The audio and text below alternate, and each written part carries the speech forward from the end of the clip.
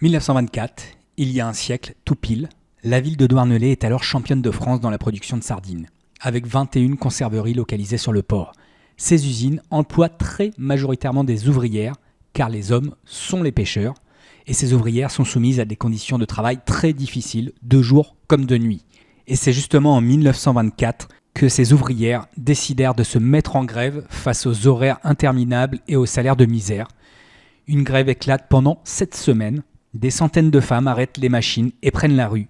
Mais leur combat ne se limite pas à une opposition silencieuse. Elles chantent, jour après jour, leur voix résonne, emplissant les ruelles de Douarnenez de chansons de lutte et de solidarité.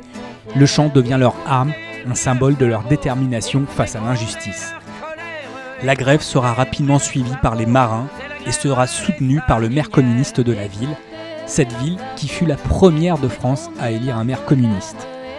Malgré les menaces des patrons et les difficultés quotidiennes, les pennes sardines, les sardinières, tiennent bon, soutenues par la population, au-delà même de la ville, et leur courage finit par payer. Après 7 semaines d'une lutte acharnée, elles arrachent une augmentation de salaire historique, 20 centimes horaires. À l'époque, c'était énorme. Et un siècle plus tard, en 2024, le combat de ces pennes sardines reste très fortement ancré dans la mémoire collective. Elle nous rappelle à quel point il est possible de lutter et de gagner, le tout de manière déterminée et joyeuse.